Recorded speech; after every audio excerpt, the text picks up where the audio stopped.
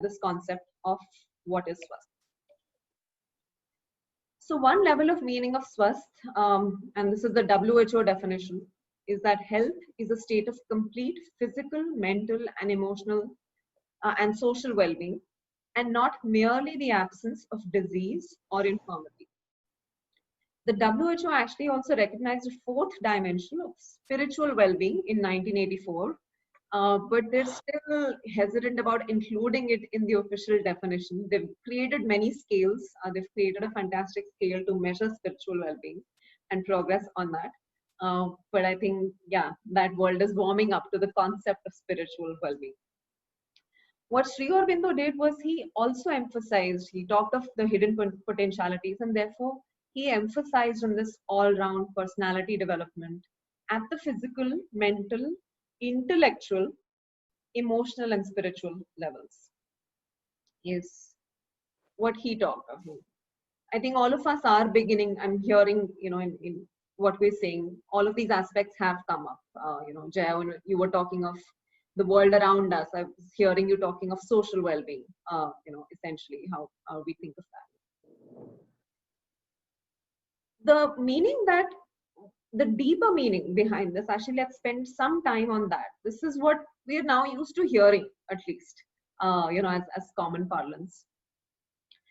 Actually, the Sanskrit word swasth can be broken down as swa and stha. Yeah, and okay, I don't think I need to share. Let's just hear this from the group. For those of you who are seeing this for the first time, the slide for the first time, swa is, what comes to mind? Self. Self. Yes. And stha?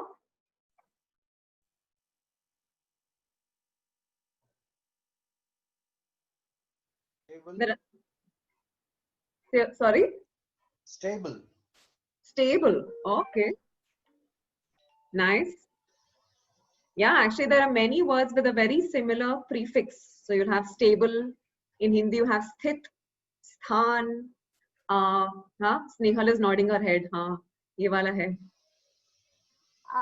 In Marathi, we have the word sthita prajna. Yes. Yeah. Yes, Marathi has a lot of Sanskrit words right there. And sthita prajna is a word we will look at tomorrow. Yeah. So that's what it is. Swa is yourself, and stha is to be stable, is to be sthit. And so what yoga is saying is that you are established in yourself.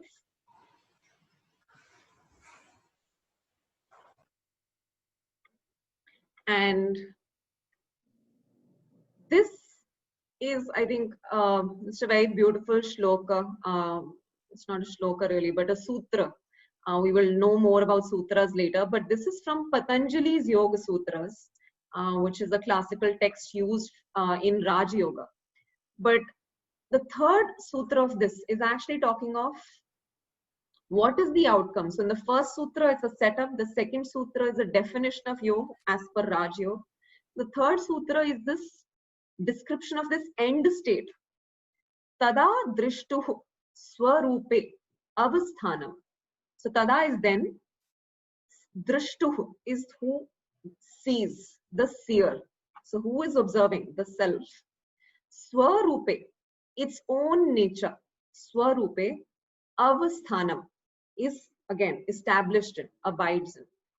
So this is where you can actually see what we just saw, swasth reflected here. You have your swa here, you have your stha here, avasthanam, the root of that is coming from stha.